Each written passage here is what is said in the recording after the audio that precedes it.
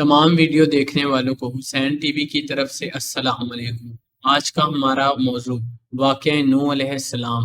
حضرت آدم علیہ السلام کے تقریباً 1000 سال بعد اللہ تعالیٰ نے حضرت نوح علیہ السلام کو دنیا میں نبی بنا کر بھیجا۔ حضرت نوح علیہ السلام حضرت ادریس علیہ السلام کے پر پوتے ہیں اور حضرت آدم علیہ السلام کی 10ویں پشت میں سے ہیں۔ حضرت نوح علیہ السلام کی قوم اس وقت کی بدترین قوم تھی۔ غریبوں پر ظلم کرنا، نفسانی خواہشات پر فخر کرنا، بت پرستی کرنا اس قوم میں عام تھا۔ حضرت نوح علیہ السلام نے انہیں بہت سمجھایا کہ اللہ کے ساتھ کسی کو شریک مت کرو، اس کائنات کا مالک ایک اللہ ہے۔ ان کی قوم انہیں پتھر مارتی اور انہیں پاگل کہتی۔ حضرت نوح علیہ السلام نے اپنی قوم کو 950 سال تک راہ حق کی دعوت دی۔ چند غریب لوگوں کے علاوہ کوئی بھی آپ علیہ السلام پر ایمان نہیں لایا۔ اللہ تعالیٰ نے حضرت نوح علیہ السلام سے فرمایا، اے نوح، اب تیری قوم ہدایت نہیں پائے گی۔ اللہ تعالیٰ نے حضرت نوح علیہ السلام کو ایک کشتی بنانے کا حکم دیا۔ حضرت نوح علیہ السلام ایک پہاڑ پر رہتے تھے۔ نہ وہاں درخت تھے، نہ کوئی دریا اور نہ ہی سمندر تھا۔ نوح علیہ السلام نے پہلے اس جگہ اللہ کے حکم سے درخت اگائے اور اس کی لکڑی سے کشتی تیار کی۔ آپ علیہ السلام نے 100 سال میں یہ کشتی تیار کی۔ جب آپ علیہ السلام کشتی تیار کرتے، آپ علیہ السلام کی قوم روز آپ علیہ السلام کو پریشان کرتی اور کہتی، یہ شخص پاگل ہے کہ پہاڑ پر کشتی بنا رہا ہے، نہ تو یہاں سمندر ہے نہ ہی کوئی دریا۔ اللہ کے نبی ان کی باتوں پر صبر کرتے۔ بالآخر کشتی تیار ہو گئی۔ اس کشتی کی لمبائی 300 گز، اونچائی 20 گز اور چوڑائی 50 گز تھی۔ یہ کشتی عام کشتیوں کی طرح نہیں تھی، بلکہ جس طرح سے اس کشتی کو نیچے سے بنایا گیا تھا ویسے ہی اوپر سے بھی بنایا گیا تھا، تاکہ بارش کا پانی کشتی میں داخل نہ ہو سکے۔ اس کشتی میں 3 درجے تھے۔ نچلا درجہ جانوروں کے لیے تھا، درمیانہ درجہ انسانوں کے لیے اور اوپر والا درجہ پرندوں کے لیے تھا۔ ہر درجے میں ایک دروازہ تھا۔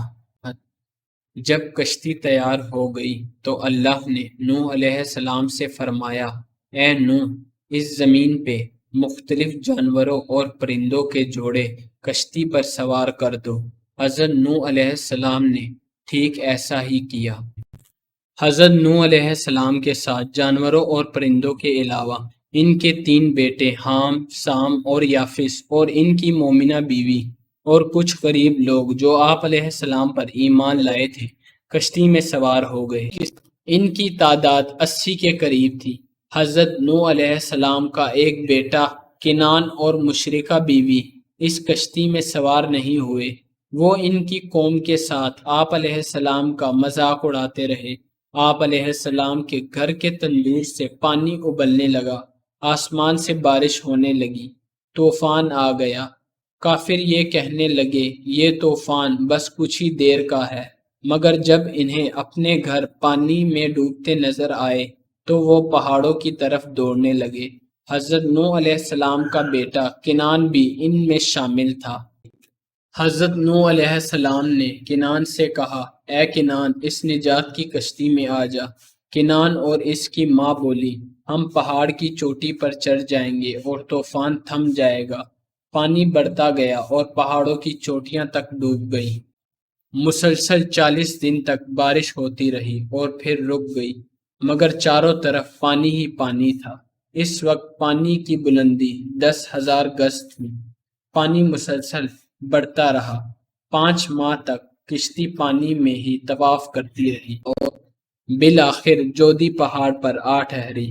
حضرت نوح علیہ السلام نے کبوتر کو بھیجا کہ دیکھ زمین پر پانی خشک ہوا کہ نہیں۔ کبوتر اپنی چونچ میں زیتون کی ٹہنی لایا۔ آپ علیہ السلام نے اللہ کا شکر ادا کیا۔ آپ علیہ السلام نے 5 ماہ تک جودی پہاڑ پر قیام کیا۔ بہت سی روایات میں ہے آپ علیہ السلام کے ایک بیٹے سام جن سے عربی نسل چلی، دوسرے بیٹے حام جن سے سوڈانی نسل چلی، اور یافس جن سے ترک نسل چلی، اور یاجوج ماجوج بھی انہی کی نسل سے تھے۔ اور یوں دنیا دوبارہ آباد ہوئی۔ طوفان کے 60 سال بعد حضرت نوح علیہ السلام کی وفات ہوئی۔ اللہ نے فرمایا کشتی نوح کو ہم آنے والی نسلوں کے لیے نشانی ٹھہرائیں گے۔ کشتی نوح کی باقیات آج بھی مشرقی ترکی میں موجود ہیں۔